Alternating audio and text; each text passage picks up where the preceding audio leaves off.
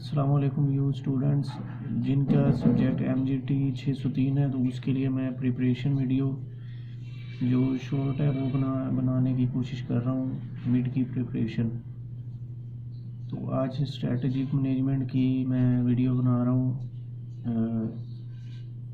2 video upload करूँगा इसकी।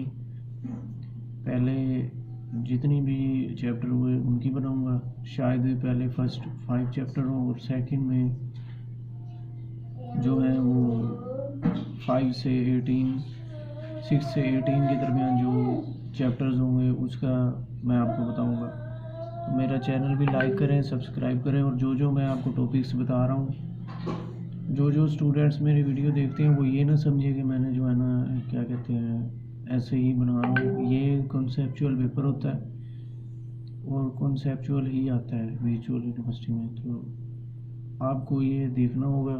वो बुक में से इतना पेपर नहीं आता, तो मेरा यही है कि आपको मेन चीज़ें याद रहें, तो इन्हीं मेन चीज़ों में से चीज़ें आनी हैं। तो वीडियो स्टार्ट करते हैं लेसन नंबर 1 से, नेचर ऑफ स्ट्रेटजिक मैनेजमेंट।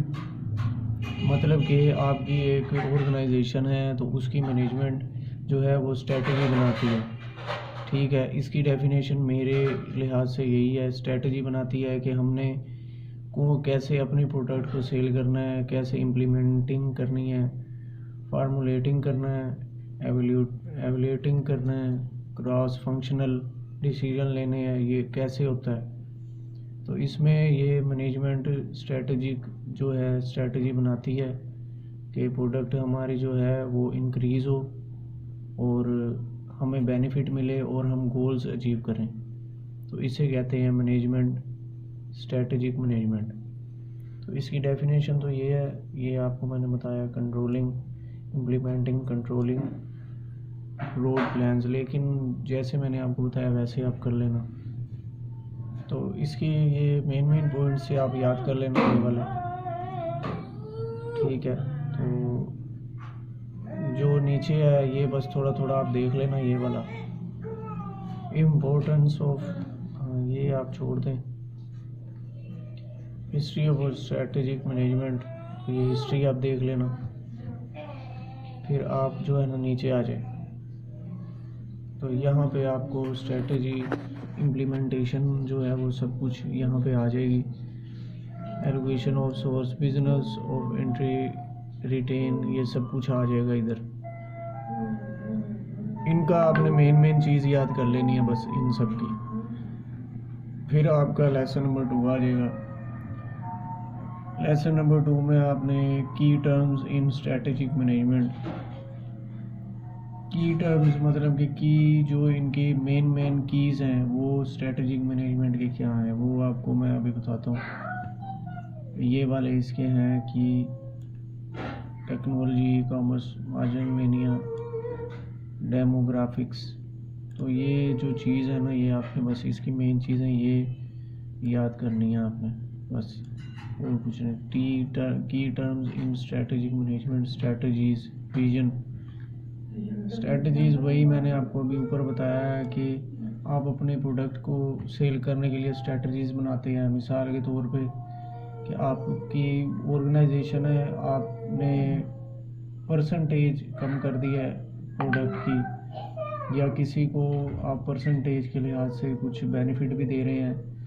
मिसाल के तौर पे आपकी डिस्ट्रीब्यूटर है या ऑर्गेनाइजेशन है या कोई कंपनी है मेडिसिन की, तो आप एक डॉक्टर के पास भेजोगे एक अपने एम्प्लॉय को, तो वो उसको उस लिहाज से 5% 10% भी देगा उसके सेल आउट के लिए, और उसको गाड़ी का भी ऑफ़र दे सकता है, कुछ भी। तो स्ट्रेटजी इसको कहते हैं जहाँ पे आपकी कंपनी की वैल्यू इंक्रीज़ हो, तो उस हिसाब से जो है ना ये स्ट्रेटजी मैनेजमेंट जो है ना, आपके गोल अचीव भी होते हैं। और इसमें बड़े बड़े वो जो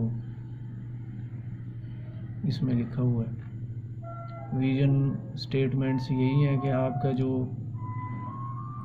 मिशन है वो, अगर आपका मिशन, ये नीचे मिशन है, वो अगर आपका सक्सेसफुल होगा तो विजन अपने आप ही बन जाएगा आपका। इसकी ये डेफिनेशन है। एक्सटर्नल अपॉर्चुनिटीज़ एंड थ्रेट्स, यहाँ पे आपने पढ़ लेना है economic, social, demography, environmental, political, legal, governmental, technology, competitive, external opportunities and threats.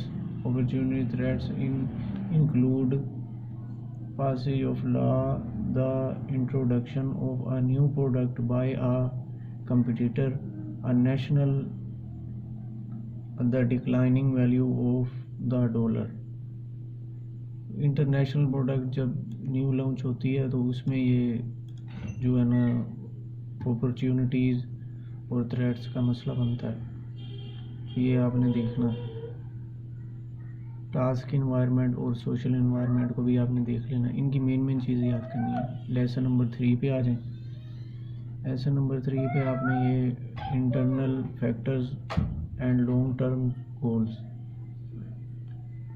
आपने इंटरनल फैक्टर देखने हैं और लॉन्ग टर्म गोल्स देखने हैं। Long term objective, specific result an organization seeks to achieve in pursuing its basic mission. Action to be taken a long term objective, मतलब कि जिस company ने अपनी लॉन्ग टर्म पॉलिसी बनाई है तो उस हिसाब से जो है ना ये लॉन्ग टर्म चलेगा, इसमें ये बता रहा है।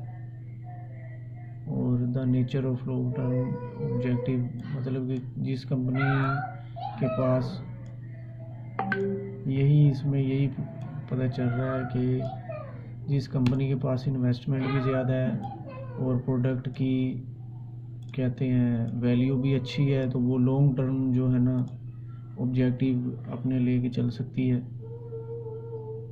इसमें जो है ना यही लिखा हुआ है मेरे लिहाज से। स्ट्रेटजीज़ मैंने आपको बताई है कि इसमें कैसे करते हैं। भाई the means which long term objective will be achieved, business strategy में include geographic expansion. Geographic expansion यही है कि आपकी जो ऑर्गेनाइजेशन है उसकी वो एक अपनी शॉप या ब्रांच ना किसी और सिटी में खोले, तो इस चीज़ को ना जियोग्राफिक एक्सपेंशन कहते हैं कि आपकी जो ऑर्गेनाइजेशन है वो लॉन्ग टर्म ऑब्जेक्टिव में चलती रहे। तो ये इसके हैं। इम्प्रूव बेनिफिट स्ट्रेटजी मैनेजमेंट में आ जाए, इसी मेन चीज़ें अपने याद करें। Improve productivity, sale, improve support, ये सारे कुछ आपने याद करना है। लेसन नंबर 4 पे आ जाएं। बेनिफिट्स ऑफ स्ट्रेटजीज मैनेजमेंट, ये सब इसके जो कीज़ है ना ये आपने देख लेनी है। बेनिफिट्स, नॉन फाइनेंशियल बेनिफिट है और ये इसके जो है ये आपने देख लेनी है, इसकी डेफिनेशन वगैरह ये है बस। लेसन नंबर 5 जो है ना ये आप छोड़ दें बेशक।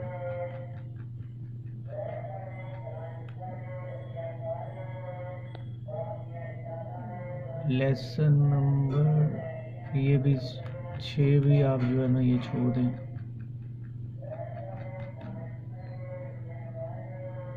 ये वाला आप एक्सटर्नल असेसमेंट जो है ना ये आप the nature of external audit, external strategy management audit, also called environmental scanning, industrial analysis. This lecture will examine tool and concept need to the conduct an external strategies management audit called environmental scheme industry analysis. External audit focus on the identifying and evaluating trends and events beyond the control of single firm.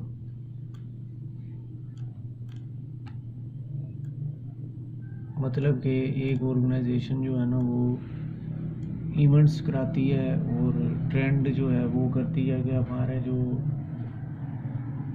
Organisation है ना तो उसने ये achievement की, ये चीज़ नहीं लेके आ रहे हैं, ये लेके आ रहे हैं, दूसरे बंदों को भी जो है ना वो information technology and computer revolution and external audit reverse की opportunity and threats confirming in the organization that managers can formulate strategy, take advantages of the opportunity and avoid the reduce the impact of threats.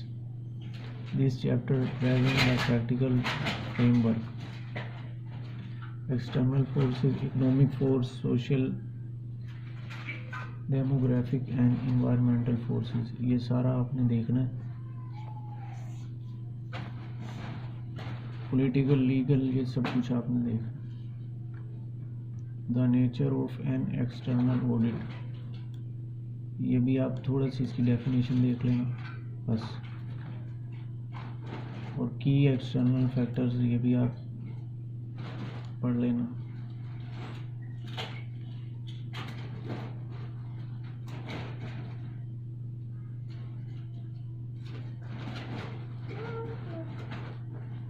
ये vital part है strategic management का, और इसकी definition भी आप देख लेना।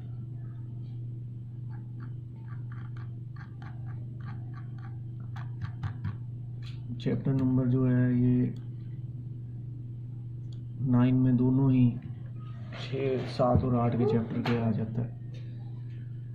इसमें आपका की एक्सटर्नल फैक्टर जो है ना, ये average level of education, government regulation, attitudes toward customer services, attitudes toward product quality, मतलब कि आपका इसमें ना वो की एक्सटर्नल फैक्टर जो है ना वो आ जाते हैं, मतलब कि आपकी जो प्रोडक्ट है ना उसमें ये फैक्टर्स आ जाते हैं।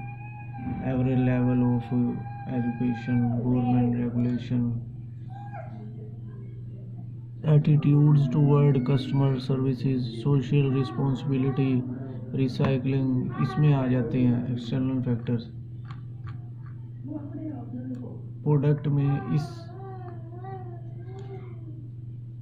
इन ऑप्शंस में एक्सटर्नल फैक्टर्स आ सकते हैं आपकी प्रोडक्ट में, ठीक है। तो ये आपने करनी है, इसको आपने बेहतर बनाना है, ये बता रहा है इसमें।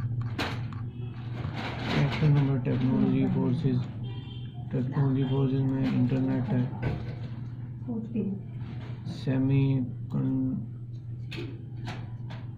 कंडक्टर्स, XML, UWL, ये आपने internet changes the nature of opportunity and threads, at least the life cycle of product, increase speed of distribution, मतलब कि इंटरनेट के ज़रिए आप कैसे जो है ना वो अपॉर्चुनिटी और थ्रेड्स हैं। अपॉर्चुनिटी यही है कि आप एक सोशल मीडिया वेबसाइट पे अपने प्रोडक्ट करवाते हो इंट्रोड्यूस, तो उसमें आपको अपॉर्चुनिटी और थ्रेड्स यही है कि आपका जो है ना वो क्या कहते हैं, कोई भी बंदा आपकी नकल भी कर सकता है, आपके वो क्या है वो आपका हैक भी कर सकता है। ज़्यादा बेनिफिट होने की वजह से कोई और कंपनी आपको, उसके लिए भी यहाँ पे changes, entry barriers, alter economic of sale, सब कुछ ये होता है। बस अभी के लिए चैप्टर नंबर 10 तक आपको मैंने बता दिया, अभी ये याद करने हैं आपने 1 से 4 तक, और 5, 6, 7 को इग्नोर कर 5, 6 को इग्नोर कर 7, 8, 9, 10 2 चैप्टर छोड़ दें, 8 चैप्टर आप कर लें इसमें से अभी पहला पार्ट में। और चैनल सब्सक्राइब करिएगा और लाइक करिएगा। और मैंने जो जो चीज़ें आपको जिनकी डेफिनेशन नहीं बताई ना, इसलिए नहीं बताई कि टाइम बिल्कुल नहीं है, और आपको सिर्फ ये मैंने बता दिया है कि ये चीज़ आपने याद करनी, हर चैप्टर का मेन पॉइंट आपने ज़रूर याद करना है बस। और इसमें से बुक में से इतने पेपर नहीं आना, सिर्फ वो मेन पॉइंट आपको याद हो कि उन्होंने कॉन्सेप्चुअली पेपर देना है इन बुक्स का, फिर आपको याद हो कि हाँ उन्होंने ये बात किया, हम अपनी तरफ से भी कुछ कर दें, तो ये होता है।